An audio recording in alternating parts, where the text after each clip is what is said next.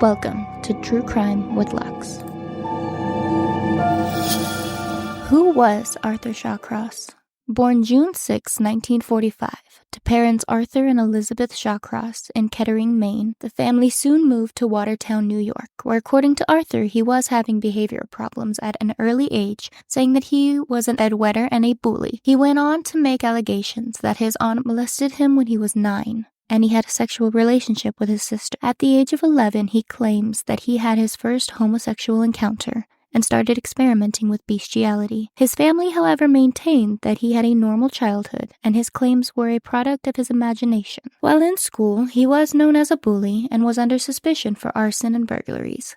He dropped out in 1960 when he failed the 9th grade due to having a low IQ. Over the next few years, he would continue committing petty crimes, and in 1963, he received his first probationary sentence for smashing a shop window. In 1964, Arthur got married to his first wife, Sarah, and they welcomed a son in October of 1965. But a month later in November, Arthur was put on another probationary charge for unlawful entry, which was the last straw for Sarah. And they got divorced, and he signed over all of his rights to their son. He remarried before he was drafted into the Army in 1967 and served one tour in the Vietnam War, claiming he murdered and cannibalized several children and had a combat kill total of 39. However, it was determined to all be a lie, and authorities claimed he killed no one while on tour. After his return, his second wife Linda left him because of his disturbing behavior and his need to start fires. She was told by an Army psychiatrist that Arthur derived sexual arousal from setting fires. In 1968, Arthur was convicted for an arson attack and sentenced to 5 years, but only served 2.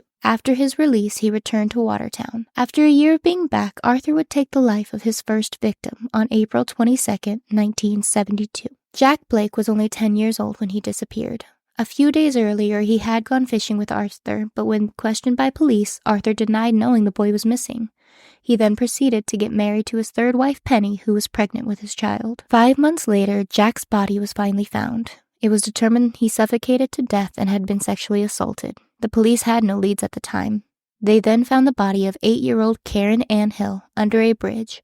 She had been murdered and sexually assaulted. The killer had forced mud and leaves down her throat and inside of her clothes. Witnesses remembered Arthur was with her before her disappearance, making him the prime suspect. He was arrested on October 3rd and confessed to both murders, but due to evidence was only charged for Karen's. He was sentenced to 25 years and his wife divorced him after the sentencing. Arthur ended up serving less than 15 years before being released on parole in April of 1987. Due to his crimes, he was unable to settle down anywhere without the public demanding he leave, so the authorities decided to seal his criminal record. Arthur and his new girlfriend were then able to move to Rochester, New York and get married.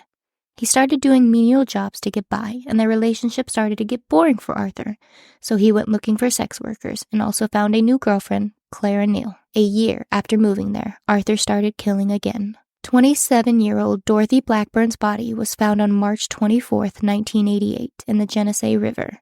She had been strangled to death, and bite marks were discovered on her groin area. There was little evidence to find who killed her, and being a sex worker, the police let her case sit over a year. On September 9, 1989, another body was found. Anna Steffen was 28 when she died of asphyxia.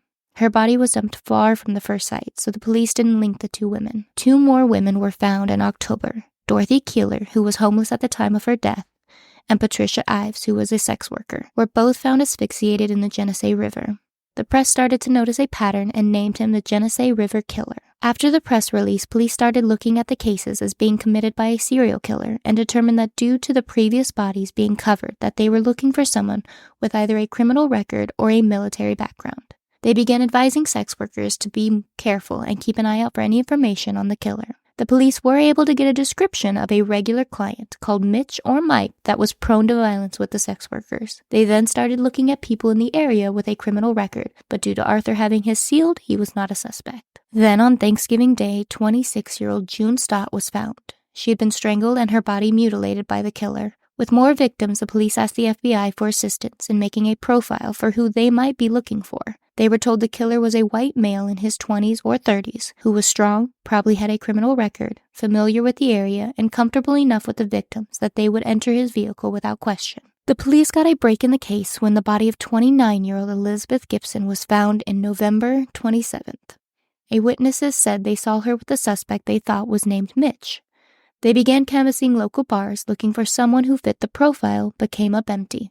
A pair of jeans were found near the river on December 31st, 1989, with an ID belonging to Felicia Stevens, so the police began an aerial search of the area hoping to find the woman. It wasn't until January 2nd, 1990, that a helicopter spotted a body on the river. It was identified as 33-year-old June Cicero.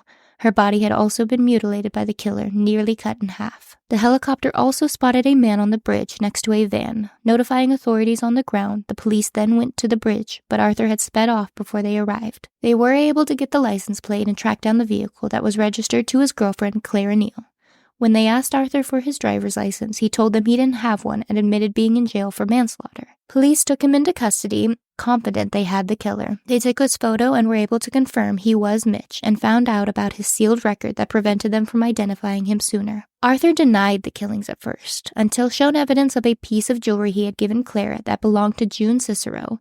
Police told him they would implicate Clara in the killings. He finally confessed, including 2 more sex workers whose bodies hadn't been discovered yet, that of Maria Welsh and Darlene Trippi. His confession ended up being 80 pages long. His trial began in November 1990. He was being tried for 10 murders in Monroe County and 1 murder in Wayne County. The trial was televised and widely viewed. His defense tried to use an insanity plea based off of his childhood, post-traumatic stress from his time in the military, a cyst on his brain, and a rare genetic defect. The prosecution quickly disputed this.